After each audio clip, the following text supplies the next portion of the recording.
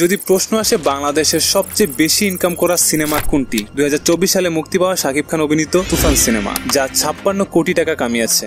এবং দ্বিতীয় স্থানে রয়েছে বরবাদ, তাও শাকিব খানের 2025 সালে মুক্তি পাওয়া সিনেমা। এটি এখন পর্যন্ত 50.82 কোটি টাকা কামিয়েছে। আপনি যদি এই সংখ্যার বাইরে এসে জানতে চান বাংলাদেশের কোন সিনেমাটি এখন পর্যন্ত সবচেয়ে বেশি টাকা কামিয়েছে, তাহলে অবশ্যই আসল উত্তর পাবেন। 89 সালে মুক্তি পাওয়া বাংলাদেশি সিনেমা বেদের মেয়ে জ্যোৎস্না। ওই সময় 1989 সালে এই সিনেমাটি 25 কোটি টাকা ইনকাম করতে সফল হয়, যে টাকার মূল্য 2023 সাল অনুযায়ী 195 কোটি টাকা। আর এখন 2025 আপনি 200 কোটি টাকা ধরতেই পারেন। তো আপনি একটাবার চিন্তা করেন, বাংলাদেশি একটি সিনেমা 200 কোটি টাকা কামিয়েছে। এবং আরো একটি সিনেমা স্বপ্নের ঠিকানা, এটি 1995 সালে মুক্তি পায়। এটি ওই সময় মানে 1995 সালে 19 কোটি টাকা ইনকাম করতে সফল হয়, যা 2023 সাল অনুযায়ী 106 কোটি টাকার মতো প্রায়। এবং 1999 সালে মুক্তি পায় মান্না অভিনীত আম্মাজান সিনেমাটি। এটি অনেকেই দেখেছেন আমি জানি। এটি 1999 সালে 20 কোটি টাকা ইনকাম করতে সফল হয়, যা 2023 সাল অনুযায়ী 90 কোটি টাকা। আর যদি 2025 সালের কথা চিন্তা করেন, 100 কোটি ছুঁয়েও ফেলতে পারে। তাহলে কি বুঝতে পারছেন কোন একটা সময় বাংলাদেশি সিনেমার সোনালী দিন ছিল।